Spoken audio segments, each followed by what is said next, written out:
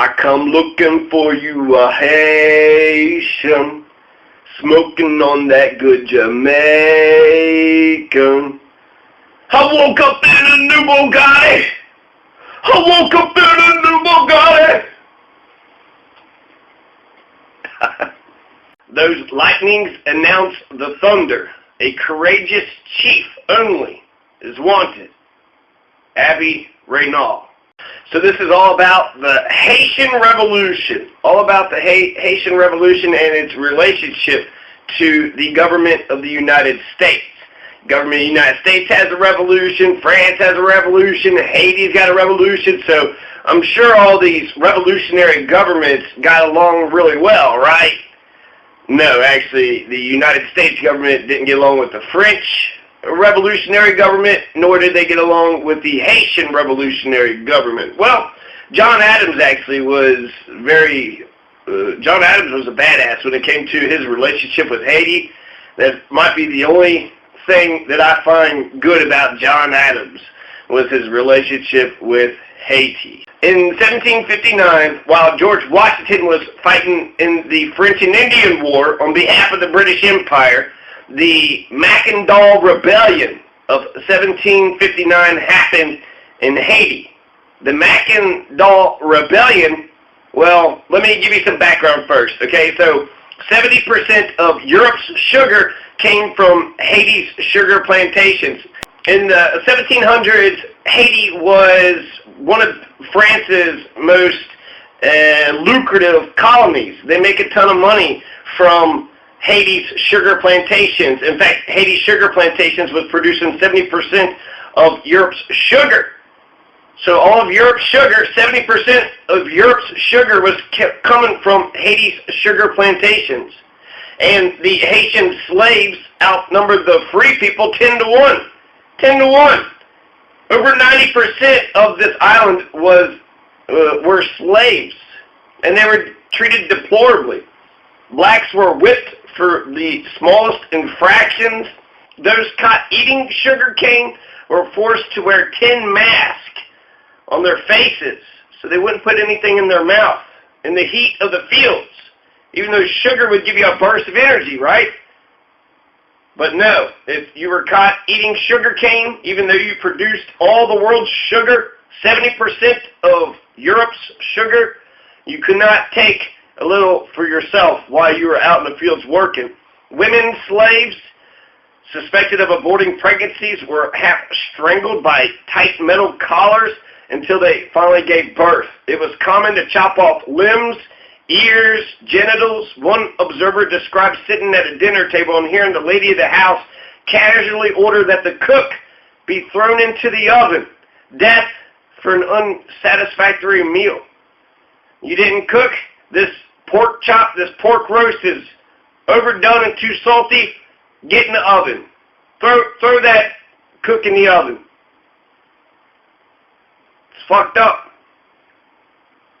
Planners calculated that it was often cheaper to buy a brand new slave off the boat than to raise a young slave from birth. They deliberately worked the slaves to death, and then they joked that the Ivory Coast is a good mother.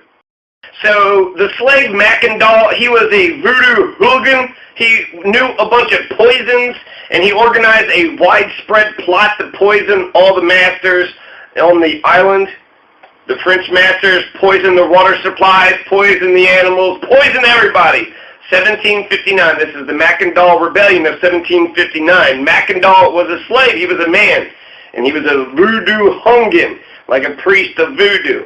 Now, he also knew a bunch of poisons, right? So he wanted to poison everybody, and then his movement spread great terror amongst the slave owners and killed hundreds before the secret of Mackinac was tortured from another slave. So they eventually got some anti-revolutionary. They tortured them, so I guess in a way, right, you sort of forgive them. But they tortured a slave, and then they told the secret of Mackinac. He was the one who was poisoning the masters and the water supplies and the animals. The rebellion was crushed, and Mackinac was brutally put to death. Now, he was able to poison many slaveholders and killed hundreds of these corrupt government leaders, And then even after he supposedly died,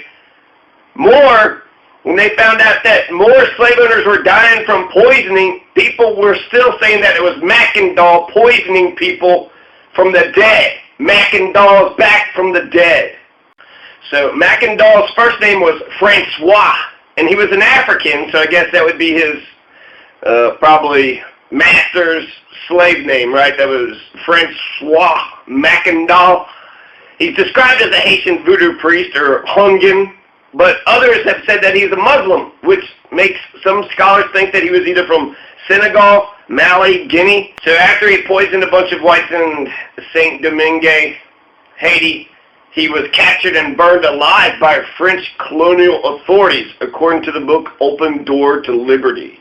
So Mackendall wasn't just poisoning everybody by himself. You know, he was distributing the poison to slaves. He created poisons from island herbs, and they added it to the meals and refreshments they served the French plantation owners and planters. He became a charismatic guerrilla leader who united the different maroon bands and created a network of secret organizations connected with slaves still on the plantations. Then Mackendall led the maroons, the mulattoes, maroons, the brown people, to raid plantations at night, torch property, and kill the owners. So Mackendall was uniting black and brown against the white oppressors. In 1758, after they tortured that slave, they captured Mackendall, and then they burned him at the stake in the public square of Cap Francois Francis, now Cap Haitian. So in the city of Cap Haitian, he was burned at the stake in the public square for everybody to see and hear his cries of pain and agony as his body was engulfed in flames. Burned like a witch. Burned like he was a witch in Salem. It has been speculated that Mackendall lost his right arm in a farming accident when it was caught in a sugarcane press, and it was crushed in between the rollers. So Mackendall didn't even have his right arm, and he was still leading a rebellion. And then Mackendall was burned at the stake following his failed attempt to poison the colonists of Saint-Domingue. Mackendall is also mentioned many times in Assassin's Creed Rogue. Henry Christophe was a former slave of Bambara ethnicity and perhaps of Ibo descent. He's a key leader in the Haitian Revolution, which eventually is going to be successful in 1804. In 1805, he took part under Jean-Jacques Dessalines in capturing Santo Domingo, now the Dominican Republic, against French forces who acquired the colony from Spain in the Treaty of Basel. After Dessalines was assassinated, Henry Christophe retreated to the Plain du Nord and created a separate government. On February 17, 1807, Henry Christophe was elected president of the state of Haiti, as he had named that area. Alexander Pétion was elected president in the south. On March 26, 1811, Christophe created a kingdom in the north and was later proclaimed Henry the First King of Haiti. He also created a nobility and named his legitimate son, Jacques Victor Henry, as prince and heir. Henry Christophe was known for constructing the Citadel Henry, now known as the Citadel La Fière. So Henry Christophe also constructed the Sans-Souci Palace, amongst other palaces. He wasn't very popular. He was sick. He was afraid of being overthrown, and so eventually the end of his reign is the end of his life. He's going to kill himself, and then his son, his heir, is going to be assassinated 10 days later. The general Jean-Pierre Boyer will come to power, and Jean-Pierre Boyer will reunite the two parts of Haiti. The Siege of Savannah, or the Second Battle of Savannah, was an encounter in the American Revolutionary War in 1779. The year before, the city of Savannah, Georgia, had been captured by a British expeditionary corps under Lieutenant Colonel Archibald Campbell. The siege itself consisted of a joint Franco-American attempt to retake Savannah from September 16th to October 18th, 1779. On October 9th, a major assault against the British siege works failed. During the attack, Polish nobleman, Count Casimir Pulaski, leading the combined cavalry forces on the American side, was mortally wounded by grape shot.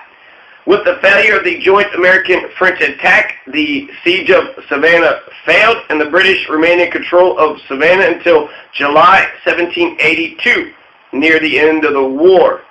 In 1779, more than 500 recruits from Saint Domingue, France's colony, which later became Haiti, under the overall command of French nobleman Charles Hector, Comte d'Estaing, fought alongside American colonial troops against the British Army during the siege of Savannah. Jean-Baptiste Charles Henry Hector, Comte d'Estaing, he was cited as not being cooperative with his American counterparts, and that's the reason why they said that his Franco-American siege of Newport, Rhode Island in 1778 and the 1779 siege of Savannah had failed. Then he's returned to France in 1780.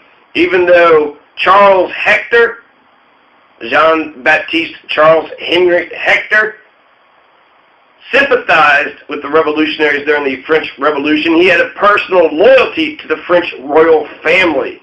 And because of that, because of his personal loyalty to the French royal family, Charles Hector is going to be executed by guillotine, guillotine, guillotine, guillotine in the Reign of Terror. So King Henry Christophe did not only fight as a Haitian revolutionary, he also fought as an American revolutionary. He was there at the siege of Savannah. He was part of the Chasseurs Volontaires de Saint-Domingue, the colored volunteers, that legion under Charles Hector. So you're going to have another guy, Laurent Francois Lee Noir, commanded the regiment, but this Franco-Haitian unit was founded on March 12, 1779 as a French regiment of colored troops, though the officers were white. The expeditionary force under the command of Comte d'Estaing and his lieutenant, Jean-Baptiste Bernard Valblanc, they left Cap Francois on August 15, 1779, and then they arrived September 8, 1779 in Savannah, Georgia, to help the American colonial rebels who were intent on regaining control of the city, which British forces under Archibald Campbell had captured in 1778. The British Army began their attack on September 24th in Savannah before dawn, besieged by the French and the Americans to defend the trenches open at night. The volunteers of Saint Domingue, in conjunction with the Grenadier volunteers, charged with their bayonets at the British column, but being too close to the English works, they suffered heavy losses. The siege ended with the failure of the attack on October 9, 1779. Comte d'Estaing was wounded in battle along with Pierre L'Enfant, who eventually designed the capital city of Washington, D.C. There are some reports that Henry Christophe was a drummer boy, but then there's also another report that he was 22 years old. So perhaps he was a drummer boy, perhaps he was a soldier. There's about 10 companies, which each one of the 10 companies had 100 men plus 3 white officers. The enlisted men comprised of 88 fusiliers, 2 drummers, 8 corporals, 4 sergeants, and 1 fourier.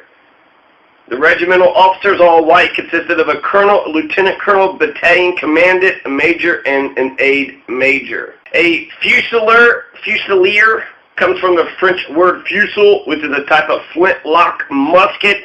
The term is used in contrasting ways, but it includes soldiers in the guarding artillery, the various elite units, or even ordinary line infantry in other uses. So, soldier, fusiliers. Now we come to Jean-Baptiste Chavannes. Baptiste. I'm just going to call him Jean-Baptiste, because I think it sounds the best. But Jean-Baptiste was a Haitian abolitionist and a soldier. He was the son of rich mulatto parents, so therefore he probably is a mulatto himself, meaning he's of mixed blood. He received a good education. In 1778, he went with d'Estaing. He was there with Henry Christophe, with the Chasseurs Volontaires de Saint-Domingue, the colored troops, the French colored troops of Haiti, to assist the U.S. Continental Army. So Jean-Baptiste was one of those who had volunteered. Jean-Baptiste distinguished himself during the operations in Virginia and New York, and especially during the retreat from Savannah in December 1778. Once the independence of the American colonies had been accomplished, Jean-Baptiste returns back to Haiti. And when he's back in Haiti, he runs into his old friend, Vincent Auger, Vincent, the revolutionary. So Jean-Baptiste, the American revolutionary, is now going to run into Vincent Auger, Vincent the revolutionary. When Vincent Auger landed near Camp Francois, October 23rd, 1790, intending to create an agitation amongst the people of African descent in favor of their political rights, Jean-Baptiste sided with him, sided with Vincent. And Jean-Baptiste wanted all the slaves to be declared free, but Vincent the revolutionary didn't follow his advice, which probably was, in the long run, his undoing, his unraveling. Vincent the revolutionary's unraveling was not listening to Jean-Baptiste, who helped the American revolutionaries win their independence and freedom. But Vincent, the revolutionary, didn't follow his advice. He informed the assembly of his intention to take a different course. But this is October 23rd, 1790. 1790 is fast-forwarding our story a little too quickly. Okay, so King Louis XVI provided the troops for the American revolutionaries. That's why Henry Christophe was in the siege of Savannah. We also had Jean-Baptiste, who was at the siege of Savannah. Henry Christophe talks about the treatment of the slaves under French occupation, and he says this, and I quote, "Have they not hung up men with heads downward, drowned them in sacks, crucified them on planks, buried them alive, flayed them with the lash, lashed them to stakes in the swamp to be devoured by mosquitoes, thrown them into boiling cauldrons of cane syrup, put men and women inside barrels studded with spikes, and rolled them down mountainsides into the abyss, consigned these miserable blacks to man-eaten dogs until the latter, sated by human flesh, left the mangled victims to be finished off with bayonet and dagger. The French did not treat their slaves in Haiti well." George Washington is going to become the first American president, or so they say, in April 1789, and he's going to have 2 terms until March 1797. Those are George Washington's dates. April 1789 to March 1797. So he's not going to be in power during the entire Haitian Revolution, but for the beginning, George Washington was the president in the beginning of the Haitian Revolution. And during the beginning of the French Revolution, George Washington is going to be president for that too. So George Washington's presidency is going to see 2 revolutions happen right before his very eyes. So George Washington became president on April 1789. April 1789. Well, this is many years, 5, 6 years after the Treaty of Paris, after the end of the Revolutionary War, after the War for Independence was ended with the Treaty of Paris at September 3rd, 1783. Henry Laurens, Ben Franklin, I want to say John Jay, maybe there's 4 guys that signed it, right? Ends the war, September 3rd, 1783, America wins, woohoo! But George Washington doesn't become president until 5, 6 years later. Well, who in the hell was running the country? Who in the hell was running the country for those 5 to 6, 7 years after the American Revolution had already been won? So the president of the Continental Congress, when the end of the war happened under Elias Boudinot of New Jersey. when Elias Boudinot, the President of the Continental Congress, who was the governing body of the United States of America, he was the President when the Treaty of Paris was signed, the Treaty of Paris of 1783, which ends the war between Britain and the United States. And then, of course, the agreement is America is its own nation. They can't go past the mountains. Above Ohio is open territory. Below the Ohio River is Spanish territory, which will later on be designed for an independent Native American nation. That's what the Treaty of Paris stated. So that was 1783, and the President of the Continental Congress at the time was Elias Boudinot. And then after Elias Boudinot was Thomas Mifflin of Pennsylvania. He was the President of the Continental Congress. Then we had Richard Henry Lee of Virginia. He was the President of the Continental Congress for a year. Then you had John Hancock, again, I believe, President of the Continental Congress for about 6 months. He's from Massachusetts, John Hancock, right? He writes his name real big. Nathaniel Gorham of Massachusetts was the president after John Hancock, then Arthur St. Clair, and then Cyrus Griffin. This was all under the Articles of Confederation. The U.S. Constitution undoes the Article of Confederation, creates the presidency, and after Cyrus Griffin, who is the last president of the Continental Congress, the authority now goes to George Washington. So George Washington is like the 12th or 13th president, if you want to be specific about who the chief executive officer was of the United States. Who was president when the Declaration of Independence was signed? Who was president when all these commanders are going around fighting all these wars, right? The war lasted from 75 to 83, so for 7 to 8 years. Who's the one dictating to these generals and commanders who to attack and where to go? And the Declaration of Independence and the entire government, and then the treaty, and then the end of the revolution, and then the creation of a new national government. The leader, the executive, was the president of the Continental Congress. So John Green, you're wrong. That is the president. That is a president. Not the modern day presidency, but they were the chief executive for that time period. Then George Washington becomes president. End of chapter 1.